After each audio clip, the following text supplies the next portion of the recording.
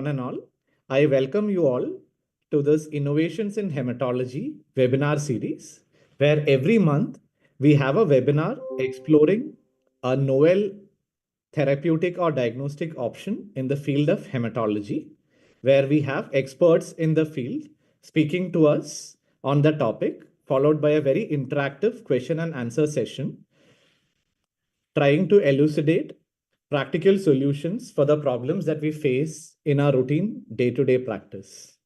So we at Fortis Institute of Blood Disorders are a group of 9 hematologists, both adult and pediatric side, who perform more than 200 to 250 bone marrow transplants every year.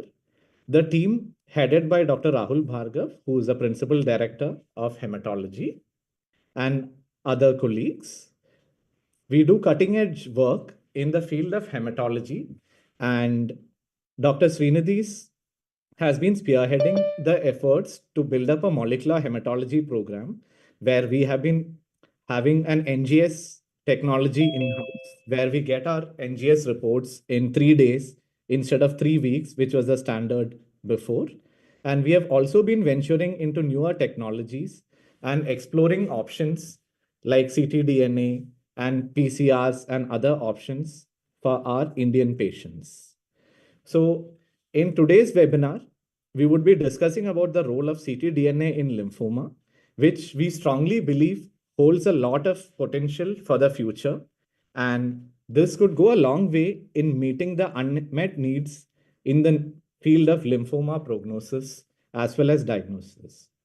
So circulating tumor DNA, as we all know, is an unexplored part, and till now, PET-CT has been the only way to monitor patients on disease, but it comes with its own lacunae that we often diagnose patients very late, especially when they relapse. So can ctDNA act as a powerful prognostic tool and help us to guide our treatment decisions in future before overt relapses, something analogous to MRD in the field of leukemias? This is something which would be very exciting to know. And we have eminent speakers who have done path-breaking research in the field of ctDNA. So today we have Dr. Umberto Malapelle, who works in the Department of Public Health, University Federico, Naples, Italy, Associate Professor in the University of Naples. He is a Deputy Director in Oncology and Hematology Critical Reviews, and he's also the Chair of Young Investigators of International Society of Liquid Biopsy. His main research areas involve the field of genomic biomarker validation and testing for predictive information in the field of lung cancer, metastatic colorectal cancer, melanoma, breast, and GIST. He has developed skills in tailoring NGS assays for a number of different applications, including a special focus on simultaneous detection of clinically relevant alterations like EGFR mutations, ALK translocation. These are used in the routine setting, including handling of different sample types, including both tissue as well as liquid biopsy specimens. So we are glad to have with us Dr. Umberto Malapelle for delivering this lecture. We also have Dr. Francesco Pepe, who's an assistant professor in the anatomic pathology in School of Medicine, University of Naples, Federico.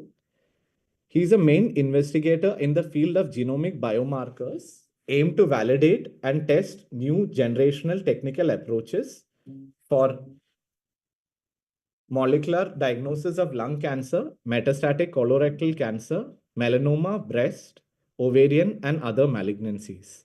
He has developed skills in customizing next generation assays to cover clinically informative molecular alterations on real world samples of the routine setting, which includes handling of sample types such as tissue and liquid biopsy specimens.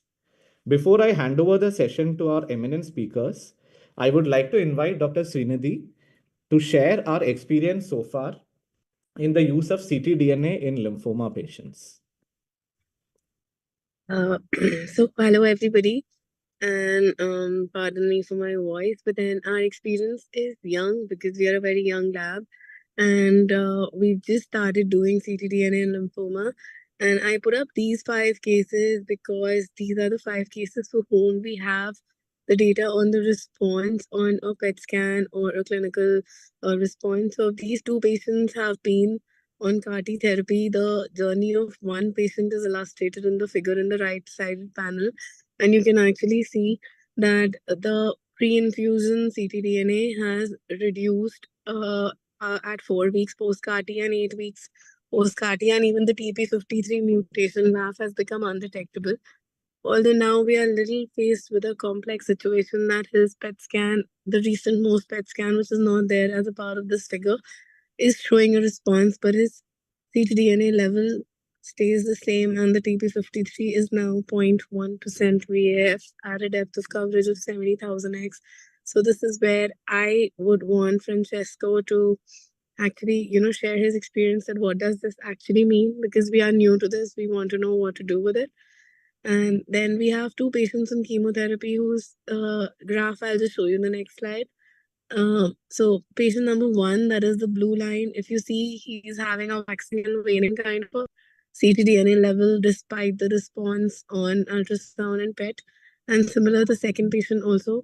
So in such patients, I would want to understand that how do the dynamics of these fragmented ctDNA, how do they work, and how should we interpret this? Because we are a little confused that, in the sense, if the PET is showing a response and ctDNA is showing an increase, what does it mean? Should we expect an impending relapse, or is it something which can be false positive as well? So over to you, Francesco. Waiting to learn a lot from you. Thank you so much. Thank you, Dr. Srinidhi, for sharing our data on this. I'm very sure, and all of us are excited to listen to Dr. Francisco on his approach to ctDNA in different types of lymphoma. So I'll stop sharing my screen and over to you, Dr. Francisco.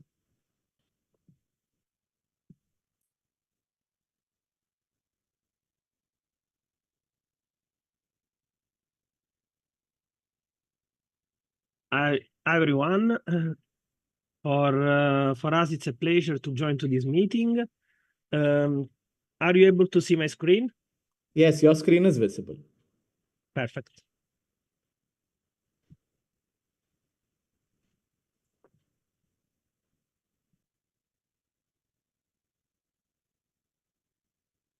Perfect. I'm Francesco Pepe. I work at the University of Naples Federico II, and I would share with you our experience about the use of liquid biopsy in our diagnostic routine practice. And in particular, I would discuss with you about the role of ctDNA in the management of Hodgkin lymphoma patients. Because we are actually employed in an activity with our hematology group, and for this we would try to develop to customize an NGS panel to evaluate the molecular evolution of these patients by adopting an NGS system. But before to talk about this topic, we would focus on liquid biopsy, because liquid biopsy may be considered the preferential tool to be applied in this setting, because liquid biopsy represent one of the diagnostic solution to perform a molecular test. In this slide, we have represented the series of diagnostic routine samples that we manage to perform a molecular test. And as showed by this slide, each diagnostic routine sample is affected by limitation and the point of strength. In particular, these limitations are mainly related to the high fragmentation rate of nucleic acids that we can observe in tissue specimen, in particular surgical resection, tissue biopsy, or cell block. But from the other side, if cytological specimen or liquid biopsy does not affect by this point, liquid biopsy in particular is affected by a low abundance of ctDNA, a low abundance of our analyte to successfully perform a molecular test. In addition, liquid biopsy in particular may be very helpful to dynamic evaluate the molecular evaluation of lymphoma patients, because with the liquid biopsy specimen, we have the possibility to inspect the molecular assessment of our patients by approaching a longitudinal series of a plasma specimen in order to correlate the molecular information with the clinical information for each patient. To date, liquid biopsy is a promising tool to perform a molecular test, but in some fields, we have yet demonstrated the role of liquid biopsy to molecularly characterize these patients. In particular, I'm talking about liquid biopsy for non-small cell lung cancer patients. Liquid biopsy was introduced to evaluate resistance acquired mutation in exon 20 when non-small cell lung cancer patients overcome a first line with the TKI inhibition and showed the clinical progression after the use of first or second generation TKI. In order to evaluate acquired resistance mechanism, liquid biopsy was clinically introduced by international societies. Another setting where liquid biopsy showed promising results was colorectal cancer patients, where rechallenge therapy was under evaluation in order to give relevant clinical information for these patients that resulted negative for KRAS and NRAS at basal setting. In particular, the idea for the implementation of liquid biopsy in colorectal cancer patients is to early detect subclonal population of KRAS or NRAS positive mutated cells in order to better administrate these patients by using a rechallenge therapy. The first setting in which liquid biopsy may be implemented in clinical practice regards breast cancer patients, but differently from colorectal and non-small cell lung cancer patients, in breast cancer patients, we should not focus on ctDNA, but on CTC, circulating tumor cells, because several studies previously demonstrated the prognostic significance of CTC enumeration counting in breast cancer patients. But despite this application, CTC are not applied in Italy to administrate this kind of patients. But if these three fields represented the major fields in which liquid biopsy may be helpful and may be useful, we should consider the best technological approach in order to evaluate this molecular hallmark. Because if we decide to test ctDNA, we should use high sensitive technologies like as digital PCR or NGS.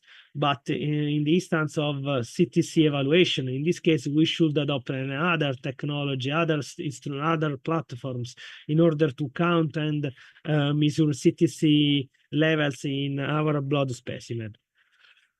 From a clinical point of view, at this moment, we are able to cover only a limited section of the clinical application of liquid biopsy, because, for example, in colorectal or non-small cell lung cancer patients, we are only in this part. We are only in this part of this graph where we are able to evaluate clinically relevant alteration in KRAS or EGFR genes that are crucial to establish the best therapeutical choice for the solid tumor patients.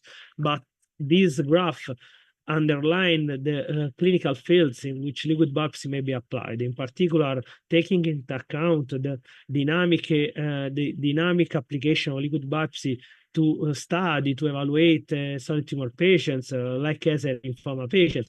We are also able to implement a liquid biopsy in order to evaluate molecular response in the field of treatment monitoring, but also to evaluate follow-up for a patient under a specific treatment regimen. This point may represent the major point for lymphoma patients, because liquid biopsy previously demonstrated a clinical role for lymphoma patients to administrate these patients in accordance with the molecular assessment. This graph is also an exercise that underline the interaction between the technical solution, the clinical need, and the role of liquid biopsy. Because in the left part of this slide, we can see some technical solution, like as a real-time PCR, NGS, or digital PCR, that may be very helpful to evaluate molecular assessment from our target genes. On the right part of the slide, we can see the clinical consideration that we can perform for an explorative and exemplificative case, distinguishing between a high tumor burden patients and the low tumor burden cancer patients. This graph underlines how the interaction between the adequate sensitivity test and the clinical condition in which we can find our patients, we can early predict the evolution of the neoplastic disease by interacting all these features. Because, for example, in the upper part of the graph, when the patient is affected by a high tumor burden, a real-time PCR may be enough to successfully perform molecular test or molecular profiling. But in the upper part of the slide, when the patient is confined with a low tumor burden, in this case, we need to adopt high-sensitive technologies like as an ultra-deep NGS solution or digital PCR in order to detect very low frequency alteration, able to guide the clinical decision making for tumor patients. By showing in details the technical parameters impacting on the implementation of the different technical solution, we can distinguish between old generation technologies and new generation technologies. In particular, all these technical approaches may be also categorized on the basis of the target of molecular analysis, because on the left part of this slide, we can observe all the technical solutions that allow to evaluate point mutation and indels. While on the right part of the slide, we can see all the technical solutions that are able to cover protein expression and gene fusion. All these molecular alterations may be relevant to successfully and comprehensively evaluate molecular evolution of our patients. But across these technologies, it is also relevant to distinguish between Sanger sequencing and old generation technologies with the new generation technologies, because the difference is relevant also in terms of limit of detection, because next generation technologies, next generation sequencing show a limit of detection of 0.01%. That means that we are able to evaluate one mutated allele on a 1,000 wild type allele. In addition, also the reference range is quite different among these technologies, and the significant difference may be observed by comparing real-time PCR with NGS, because for real-time PCR, if we adopt real-time PCR, we are able to evaluate a single target mutation, while if we use next generation sequencing, we are able to cover all clinically relevant alteration in accordance with the size of our NGS panel. And in my opinion, we cannot consider a technical solution better than the others. We can also respond to a clinical request by adopting the most adequate technical solution. In particular, if we decide to test lymphoma patients on liquid biopsy specimen, in my opinion, NGS sequencing, in particular, ultra deep NGS sequencing, are more comfortable, are more conceivable, and more relevant, are more useful to comprehensively evaluate all the clinically relevant molecular alteration. In integration of digital PCR may be also integrated in the diagnostic workflow to test liquid biopsy specimen for lymphoma patients. But from the other side, if we decide to use Sanger sequencing or real-time PCR to evaluate molecular assessment in lymphoma patients starting from liquid biopsy specimen, in this case, we are sure to obtain a false negative results, because limit of detection of these technologies are not enough to successfully detect all the clinically relevant mutation that we can find, in particular in the monitoring setting. Across NGS platform, we can also distinguish between hybridization and amplicon-based platform, because all the most useful, technically useful, and diagnostically useful NGS technologies may be grouped in these two categories. But in accordance with this differentiation, we can also we are sure that all these technologies, all this platform may be very helpful to identify high sensitive ultra low frequency alteration in liquid biopsy specimen. In this paper in particular, an ultra deep NGS platform was developed by this group in order to capture very low frequency alteration in the liquid biopsy specimen for lymphoma patients. In particular, the novelty of this approach was represented by the use of biotinylated probes able to capture DNA fragment with high specificity and sensitivity. In particular, the implementation of this technical design reached an optimized adapter ligation. In addition, this approach was also able to reduce the number of PCR cycles, reducing the number of false positive results derived from PCR amplification cycles. And in addition, this design was also able to capture the ctDNA fragment ranging from 115 to 200 base pair. And finally, this design was also able to minimize the variability in depth of sequence coverage across the captured region. Overall, this approach was technically validated on a preliminary series and then was validated on a perspective series of liquid biopsy specimen from lymphoma patients, demonstrating from a technical point of view, encouraging results in terms of detection rate of molecular alteration. In particular, this slide overview all the molecular alteration detected on a series of 52 refractory lymphoma patients and a perspective series of 80 patients.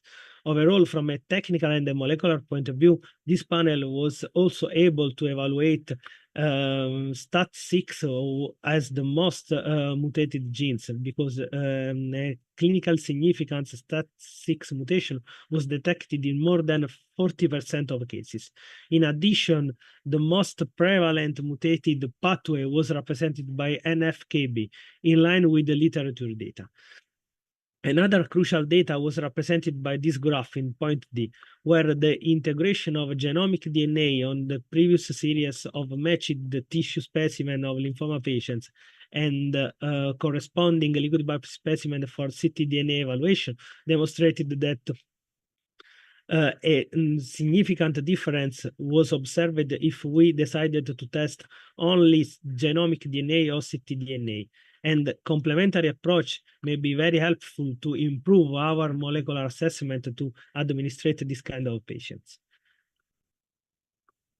From a clinical point of view, this paper was also relevant because this paper also demonstrated that, as showed by Dr. Shinidi, that this approach was also able to longitudinally monitor the molecular evolution of tumor assessment by inspecting molecular background. Because on a limited series of patients, the authors was also able to demonstrate that at relapse point after conventional chemotherapy approach, a specific and common molecular pattern was also observed. And the clear and specific evaluation of this pattern was also gave us the possibility to track the molecular evolution of these patients in order to guide and modify the treatment decision process in accordance with the molecular assessment. In this trial, the authors also supported and underlined the previously observed information, because also in this case, the integration of plasma and genomic data was very relevant also for this series of patients, where the molecular information that were obtained on all these kind of genes was implemented, was amplified by simultaneously tested genomic and ctDNA analysis. But the use of ctDNA in clinical practice is also affected by some limitations that may be observed in each critical point regards the clinical journey of our lymphoma patients, because we can observe limitation, we can observe critical point in the pre-analytical managing of liquid biopsy specimen, in the selection of the most adequate technical solution and in the interpretation of the molecular results. This is our workflow based on the integration of semi-automatized and fully automatized NGS system, able to successfully evaluate the entire list of genes that may be relevant for our application.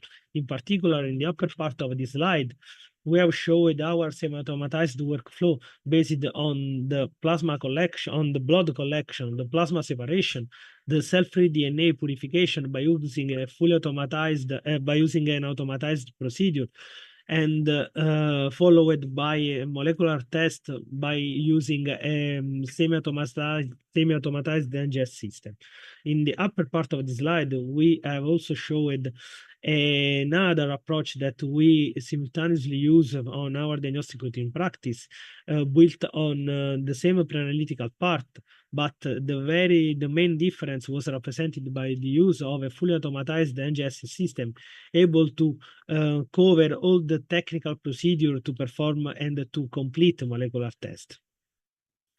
One of the major challenges in the managing of liquid biopsy specimen was represented by the pre-analytical part, because pre-analytical part may be affected by limitation when liquid biopsy is not managed in accordance with the international guidelines. Because if you work by using vacutainer tubes, it is mandatory to separate plasma for entire blood until 1 hour from the blood collection, because the half-life of ctDNA is more or less 15 minutes. And if you are not able to separate plasma from entire blood in this short time, you risk to improve false negative results. But if you use Paxgene, Streck tube, or other preservative tubes, in this case, you may stabilize your ctDNA until 3 days from the blood collection. If these represent the critical steps for the pre-analytical part, also the technical solution available for the analytical parts should be recorded and should be evaluated. Because across the technical solution, we have previously defined the NGS as the best upfront technical solution to comprehensively evaluate all the clinically relevant molecular alteration across tumor-informed genes included in your NGS panel. But in accordance with the latest point, we can distinguish among different NGS panel in terms of reference range. That means in terms of genes covered by each NGS panel, and in particular in terms of limit of detection.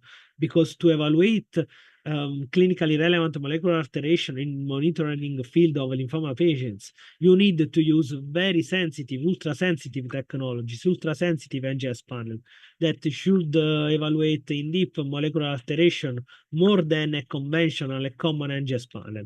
In fact, for this application, you must use capture NGS panel able to analyze in deep molecular alteration, also under 1%, also under 0.1% of mutant allele fraction, in order to capture minimal residual disease evaluation and dynamically monitor lymphoma patients. In our experience, we have previously designed and validated a custom NGS panel able to cover 7 key genes in 7 solid tumor patients. And we decided, after the validation series on tissue and liquid biopsy specimen, we decided to implement this solution in our diagnostic routine practice. This panel was called SIRE, and this panel was able to cover 568 clinically relevant mutations across EGFR, KRAS, BRAF, c-KIT, PDGFR-ALF, PI3 kinase. In accordance with our validation study published on British Journal of Clinical Cancer, we obtained a concordance rate with the corresponding tissue samples of 92%. In addition, on perspective series of liquid biopsy specimen, we demonstrated a specificity of 100% and a sensitivity of 81%. But from our application, we immediately observed the limitation of our designed panel, because this panel was lack of rearrangement genes that are relevant to clinically administered non-small cell lung cancer patients. And after the first validation of the DNA part of this panel, we also developed an RNA panel integrating the DNA designed panel. And also in this case, we validated on a retrospective series of previously tested non-small cell lung cancer patients our RNA panel, and then we prospectively evaluated the technical performance of this panel on diagnostic routine samples. And also in this case, we reached a concordance rate of 90%. Finally, another challenging point derived depending on the clinical implementation of NGS techniques is the clinical interpretation of the molecular records, because actually the main critical point is represented by the limitation of the is represented by the heterogeneous sharing of the data, because actually we do not have a uniformity of calling the molecular data. In particular, in our opinion, we should harmonize the clinical reports in order to be aligned in terms of reporting of genomic coordinate, reporting of the type and the quality of the molecular information. We should also harmonize our report in terms of technical information that should be implemented in our report. And all these limitations have a critical impact on the clinical sharing of this information, because we should also consider that all this molecular information are transferred in the hands of an oncologist or an hematologist that should administrate in real patients. Another point was represented by the public repository, where all the information, all the molecular information are found, are recorded, because all the public repository are affected by an heterogeneous level of data. Because, for example, if we need to obtain information about CDK4, in this case, only this database show clinical data about this biomarker. If we are able to interpret this molecular the gene with the other database, in this case, we follow to clinically interpret this alteration. Finally, in the last part of this presentation, I will share with you our experience about the development of an NGS panel about the monitoring evaluation of lymphoma patients. This is the dashboard of Thermo Fisher site that gave us the possibility to to develop a customized NGS panel in accordance with our technical request. In particular, by using Ion Ampli-Seq Designer, that is this software, we pre-analytically designed this panel by selecting all the technical information that are required for our application. In particular, in this case, we decided to design a panel able to evaluate human genome and able to evaluate in our application all DNA-based alteration. After the selection of all this relevant information, like as the application type, the DNA type, and the genome to use to match our NGS data, we also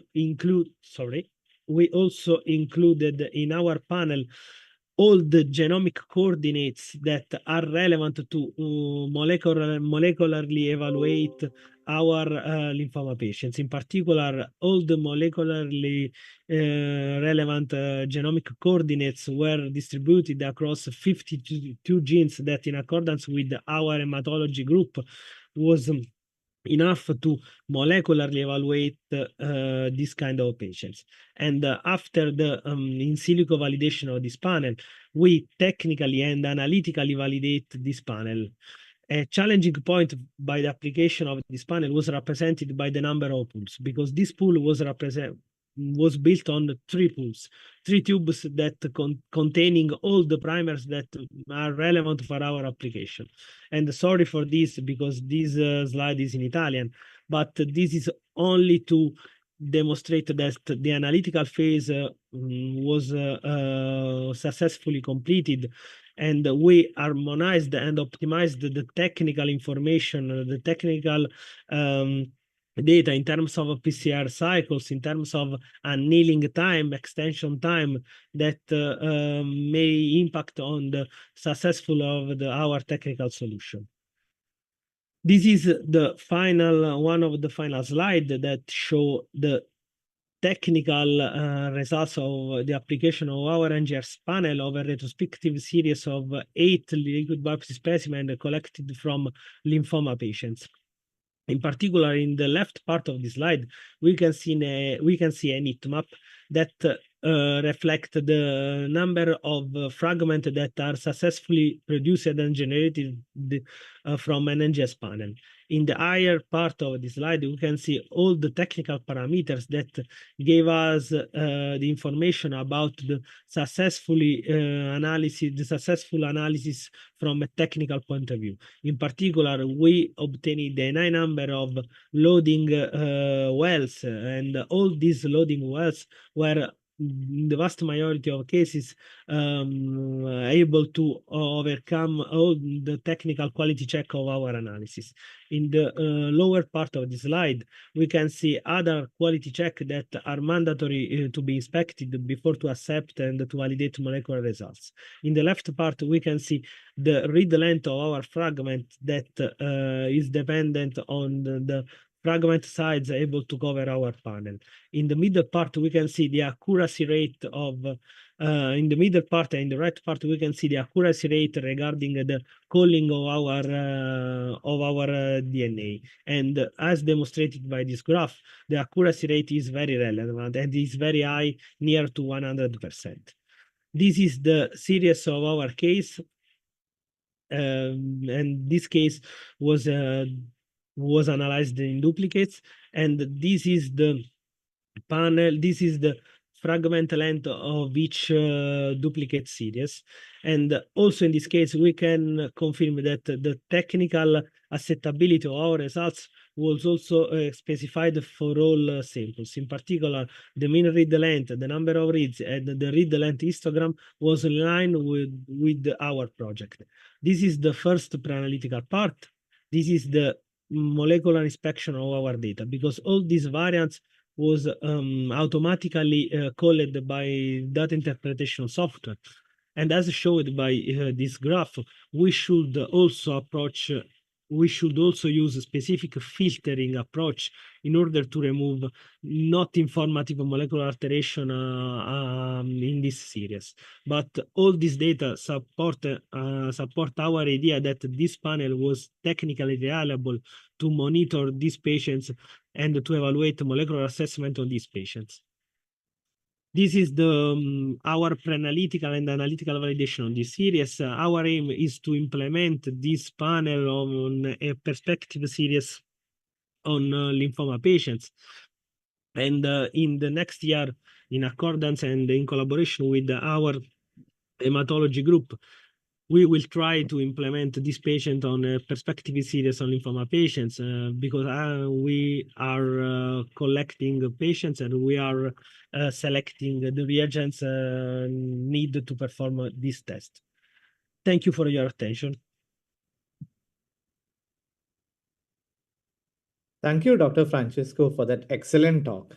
You covered the topic in a very lucid manner and explained all the intricacies involved in ctDNA measurement. We have a few questions from the audience. Are we good to go? Can you take a few questions?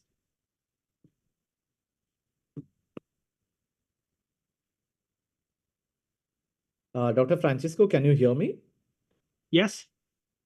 Yeah. And I think Dr. Vipul Seth has also joined us from RGCI. He's a consultant hematologist at Rajiv Gandhi Cancer Institute. So Dr. Vipul, probably you can also join in for the question and answer session. We have a few questions which we have collected from our colleagues across India. So to begin with, ctDNA monitoring, is it for all lymphomas? Can we do it for all subtypes of lymphoma, or is it restricted to a few specific subtypes? in my opinion, literature data showed a near correlation between the shedding of ctDNA in lymphoma patients. We have obtained from the literature inspection that these data are real, and for this lymphoma analysis, lymphoma monitoring analysis is real. For other application, for other subtypes of lymphoma, of hematological malignancy, I believe that we need other insight in order to see how liquid biopsy may be helpful and relevant for this application, because the shedding of ctDNA in bloodstream is very heterogeneous across tumor type and and also for the patients affected by the same tumor type. For this, the heterogeneous distribution of ctDNA is also a limitation for the adoption and implementation of ctDNA to monitor to molecularly monitor these lymphoma patients. And we should also take in account this limitation, this challenging part when we apply NGS technology to evaluate monitor evaluation of lymphoma patients. So it applies to all the subtypes of lymphoma, B cell, T cell, non-Hodgkin's. So this applies uniformly to all the subtypes of lymphoma. We actually, in collaboration with our hematological group, we only focus on non-Hodgkin lymphoma. In fact, this retrospective series of patients that I have shown in the last part of my presentation was only on lymphoma non-Hodgkin patients in order to technically evaluate this panel, because our aim was only to technically evaluate how this panel may drive the clinical decision process for the patients. And after this technical validation evaluation, we can decide to integrate or to upload this panel by integrating other genes that may be relevant for other subtypes. But actually, we have not experience on other subtypes, only on non-Hodgkin lymphoma patients. And at what time points during treatment would you recommend monitoring ctDNA? Like mid-treatment, end of treatment, or do you use it as an MRD monitoring post-treatment? This is a very good question, a very important question, because in my opinion, each treatment has an impact on the molecular assessment, because if we have a molecular background, this molecular background is significantly modified after treatment without any difference, with the specific difference in accordance with the specific treatment. In my opinion, the monitoring of the molecular assessment of lymphoma patients should be approached by integrating some technically relevant collecting point. In particular, we should collect liquid biopsy at baseline in order to have the molecular background at baseline, in order to filter the molecular alteration that may be obtained after the treatment. And in my opinion, we should collect liquid biopsy after the treatment in order to compare the novel molecular background with the previously obtained molecular background and identify the clinical informative molecular alteration that may drive the clinical decision making for lymphoma patients. And in your experience, how well does the ctDNA correlate with the PET scan? So we do interim PET even in non-Hodgkin's lymphoma, DLBCL, let's say after 3 cycles, 4 cycles, end of treatment, we do a PET CT scan. So have you tried to look at the correlation between ctDNA and PET CT scan? At the moment, we have not this data because we have only technically validated our panel, but this is a secondary aim of for the next year regarding the implementation of our NGS panel. In my opinion, and from my experience on inspecting literature data, I believe that ctDNA may integrate the imaging techniques, because I believe that the integration of two analytical levels may be also relevant to optimize the clinical management of these patients. Because if we consider that each one of these may represent one analytical level, both technical imaging, both ctDNA. But if we integrate this information, we can optimize the management of our patients. So I know this would be probably a little too premature to comment about this, but going forward, do you see treatment decisions or clinical trials based on ctDNA? Let's say a patient with diffuse large B-cell lymphoma, post 6 cycles of treatment, ctDNA positive and PET negative. Do you feel maintenance strategies and other treatments can evolve based on ctDNA monitoring and its rise and fall? I believe that liquid biopsy.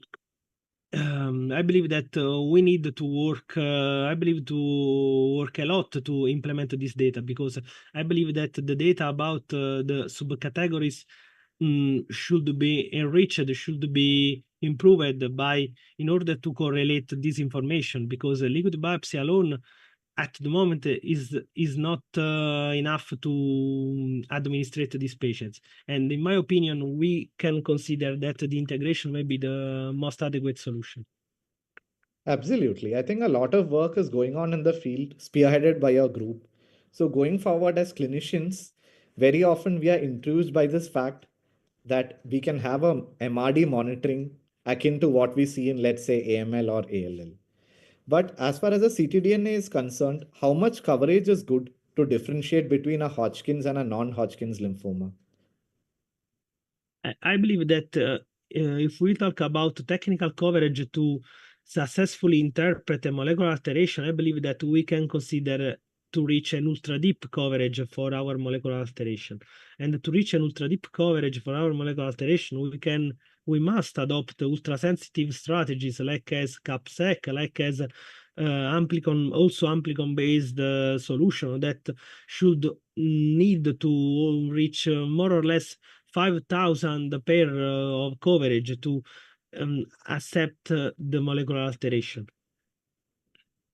And many of our patients who get a ctDNA or a test may not be able to afford an NGS each time. So, is there a way you can quantify the ctDNA without NGS?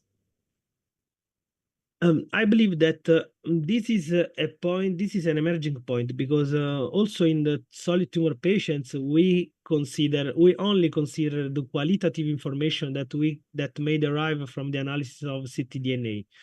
But in the last time, tumor fraction emerged as a new parameter that may be considered to integrate the qualitative information. And I believe that the quantification, like as the tumor fraction algorithm, may be very relevant. But I also believe that we can integrate the quantification, and we can work to integrate in our NGS panel, in our NGS workflow, the quantitative information of our ctDNA, because we must be sure that our analysis may be not derived from the analysis of hematopoietic and clonal alteration, and we must sure that our molecular alteration are clinically informative. And for this, it is mandatory in the near future to integrate quantitative information like as tumor fraction. I also believe that we cannot we can exclude to fall in the same issue that we meet when tumor mutational burden failed to be approved as a clinical biomarker for non-small cell lung cancer patients, because TMB failed, in my opinion, because this biomarker was only considered from a quantitative point of view. And in my opinion, also in this case, we can integrate qualitative and quantitative information. But from a technical point of view, until this moment, few algorithms are able to quantify, to obtain also a quantitative information about ctDNA in addition to qualitative information. And a very basic question, but how do we differentiate ctDNA from a normal circulating DNA? Yes, Like, if you don't have a baseline to compare with, can you reliably differentiate the two? ctDNA is a small fraction of cell-free DNA, circulating free DNA. And the low abundance of ctDNA in torrent plot is the main limitation that require the implementation of ultra deep NGS or technical solution. ctDNA is a small fraction of cell-free DNA, and we should evaluate only ctDNA. We should indirectly evaluate ctDNA by evaluating specific molecular information, because until this moment we do not have in our hands extractive procedures that are able to isolate ctDNA, because also when we extract circulating free DNA, we extract total nucleic acids, circulating free DNA and ctDNA, and with an indirect analysis, we are able to evaluate ctDNA by inspecting specific molecular alteration. For this, as you have suggested, the integration of a quantitative information about the ctDNA, like as a statistical evaluation, like as a bioinformatic algorithm able to calculate tumor fraction, may be relevant in order to remove all the not clinical informative molecular alteration. And should we do a matched genomic DNA to eliminate the confounders? Yes, we can remove. We should filter out this alteration, because this may be confusive. This may be confused as a clinically relevant alteration. And we should remove this by considering technical parameters like as mutant allele fraction, but in particular, we should remove genomic derived DNA by comparing our molecular results with the baseline. Because if we have a direct comparison between these 2 points, we are able to filter in all the clinically relevant molecular information. And if we will able to integrate in our analysis also the tumor fraction, we will sure that all the information that we have obtained from. And when you monitor these patients serially, what degree of rise or fall would you consider to be significant? If throughout treatment, let's say there is a 1 log versus 2 log rise. So is there any threshold that you're looking at to see whether the rise in ctDNA is significant? I believe that inspecting a baseline and monitoring a point, we can observe a discrepancy of 15-20% in accordance with the molecular background, because it has been established that this percentage may represent the tumor-derived molecular alteration that may be relevant for the clinicians. Great. I think with that, we have come to the end of questions from the audience as well as what we have collected from our colleagues. So, So, Dr. Frank, can I uh, ask one question? yeah, please go ahead. So, Francesco, what if we used something like a fragment analyzer, like a tape station, and we ran what we have extracted, and then we are expected to get probably a step ladder kind of a pattern because we'll have different fragments. And then if we feel we monitor the shortest fragment, just a pilot, I mean, just a thought which just struck me that, tumor DNA is supposed to be shorter than the normally shedded circuit DNA. So maybe using that concept, will a tape station help? That is my first question. My second question is that when you mean ultra deep sequencing, at what average depth of coverage and what mean molecular coverage are you talking about? Yes, from a technical point of view, I believe that to monitor molecular alteration, I believe that we need to reach a high deep coverage. In particular, we need to obtain a medium coverage or more or less 5,000 pair in order to be sure that our molecular alteration are real. In addition, our molecular coverage should be also high in order to be sure that the information are relevant. And this is, in my opinion, is a very critical point, because if use a not technically useful NGS assay, we are able to lose this information, because if we are not able to analyze in deep this alteration, we are able to lose very low mutant allele very mutant, very low frequency alteration that guide the clinical decision process for this kind of patients. Thank you. Thank you. Dr. Vipul, do you have any questions? No, thank you. Thank you for the talk. It was wonderful. So any more questions for Dr. Francesco from any of the participants? Probably if we get more questions, we can email him. Yeah, so I think with that, we have come to the end of the question answer session. Once again, Dr. Francesco, it was wonderful having you, and the insights that you gave on ctDNA, the technical aspects, as well as the potential clinical implications that can come in with further work have been very, very insightful. It was great having you, and thank you so much for sparing your time and educating us about this novel intervention.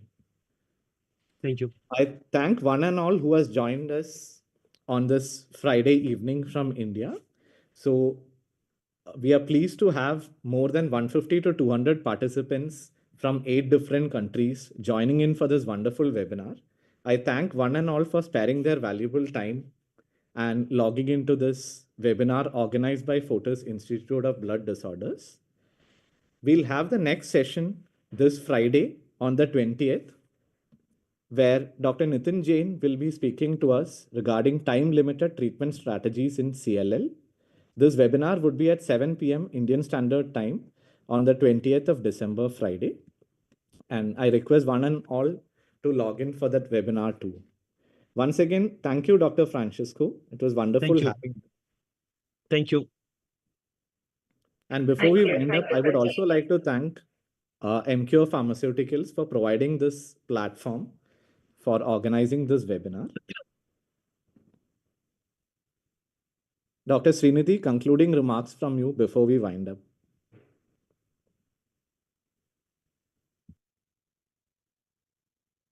So I think it was great learning, and we are all very new in this ctDNA space in lymphoma, and we all have initial experience, and probably we can all collaborate not only in the country but also with Francesco and Dr. Umberto. And thank you everyone for joining. And if you have any questions, you can tell us and we will email them, and we'll get back to you with their responses. Thank you so much. Have a great evening ahead. Thank you. Thank you. Bye.